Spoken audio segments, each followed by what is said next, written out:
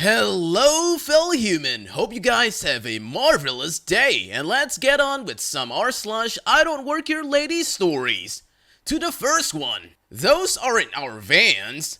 So, it has finally happened to me. For context, I work in my family's carpet shop, which is situated on a road with houses opposite. Today, I was cutting up some carpets with my dad ready for a job when we noticed irate older man pacing around downstairs, so I strolled down to see what's up. Old man, your vans are blocking my drive! You need to move them now! Considering all our carpet fitters are out on jobs outside our local area today, I very much doubt that. But such is the life of retail workers, so I had to oblige him. Okay sir, why don't you show me where the vans are and I can take a look? Old man, oh damn right! I need to go out and you guys are ruining my day!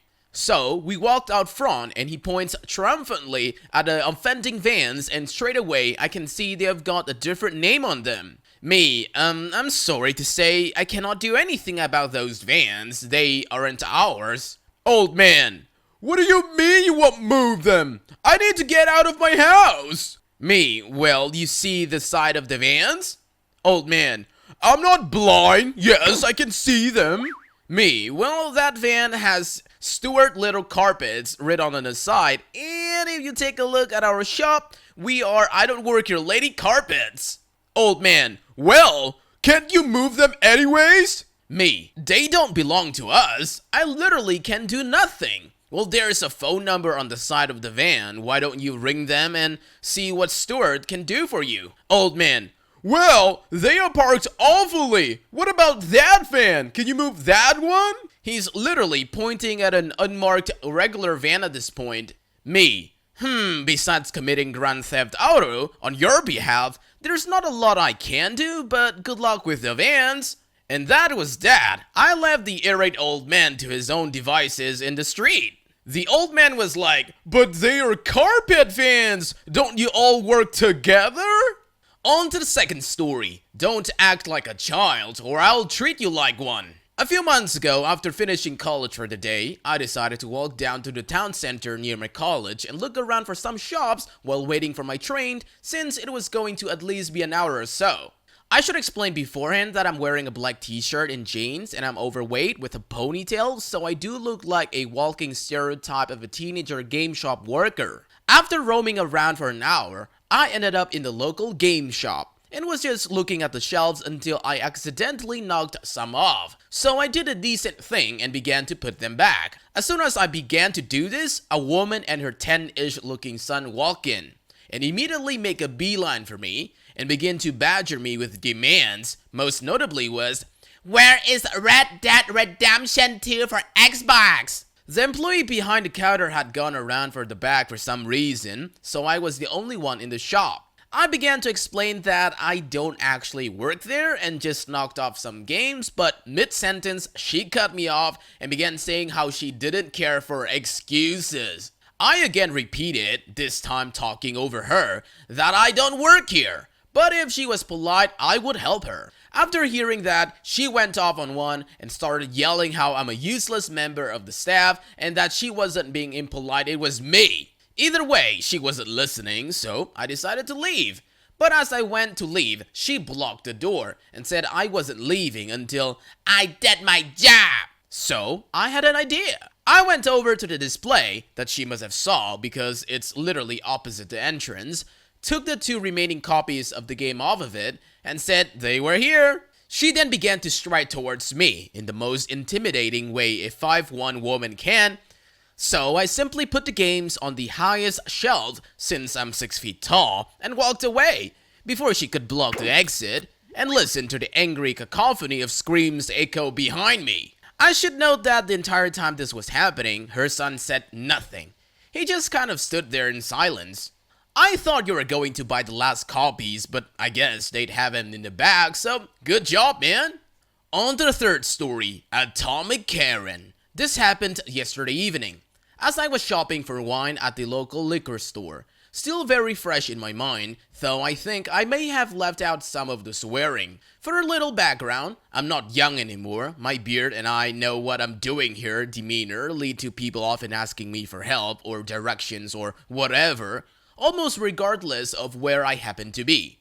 It happens to me at the liquor store more than anywhere else, but usually only when I'm there helping my mom or dad shop for wine. This particular day, I was on my own, shopping only for myself, and as I didn't need to talk to anyone, I was wearing my headphones. I normally wear my headphones as I am autistic and noise can really bother me at times.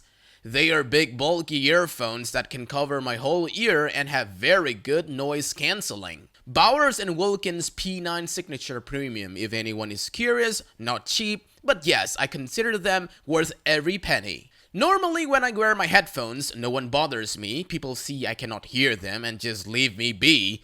So I generally expect no one will be trying to talk to me and assume people talking near me are talking to someone else. All that said, I clocked this Karen walking around the store with a sour look on her face. I want to talk to your manager here, doing Atomic Blonde. We'll call her Atomic Karen or AK for short. I noticed Atomic Karen looking at some cheap wine as I was grabbing a couple of bottles of Strewn Barrel Aged Chard. Really nice bottle for not too expensive for anyone who likes cool climate whites.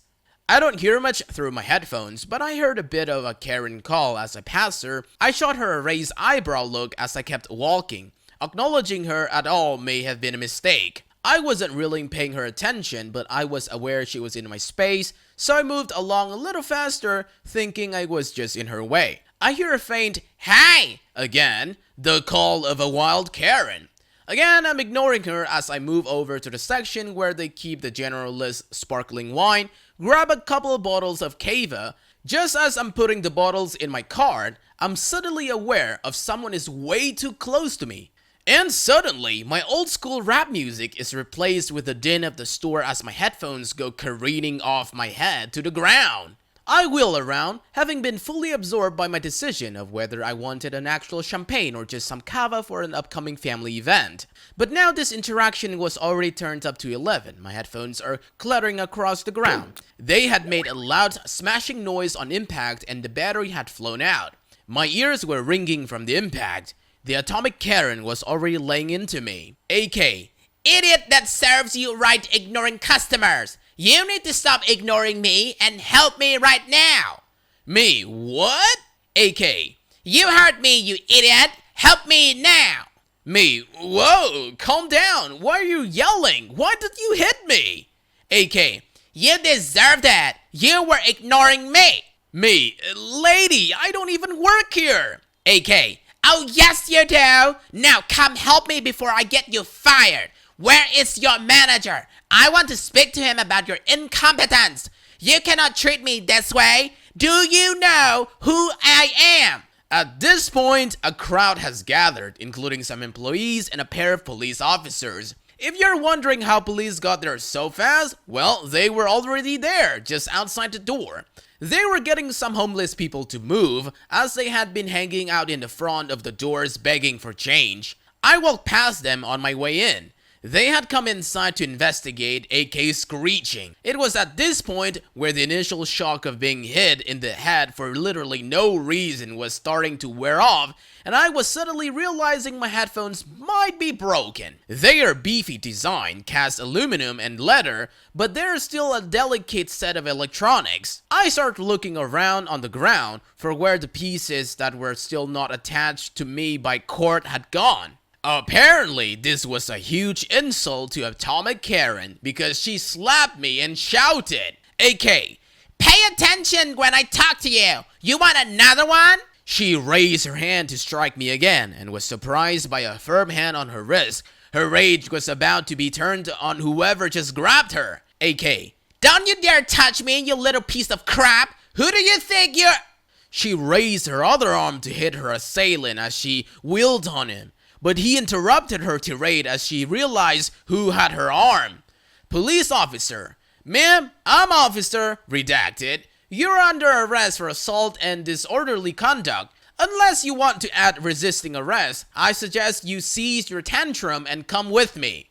Well, this quieted her right down. Her tone immediately went from one of angry demanding to one of the contrite mewling. AK, oh, now you see, this man assaulted me. He tried to jump on me. Police officer, we'll see what happens when we check the security footage, ma'am. But as of this moment, you are under arrest. Now, are we going to have a problem here? AK went with the police and was put in the back of the cruiser while the other officer took my statement. I was calm, surprisingly calm, all things considered, or at least not combative, so I wasn't placed in cuffs. After checking the security footage, it was clear that she had assaulted me for no discernible reason. Unfortunately, my headphones were indeed damaged, and the part that holds the batteries in was nowhere to be found. So as it turned out, this story isn't over. I was told I could sue her for the value of the headphones if she wasn't willing to pay for them. When I talked to her, suddenly sitting cuffed in the squad car, it went roughly like this. Me: well, lady, you broke my headphones and a piece is missing now. You're gonna have to replace them. AK, whatever. How much do your crappy headphones cost anyway? Me, well, they are $1,000 plus tax. AK, what? You're crazy. I'm not paying for that. Oh, screw you, and screw you.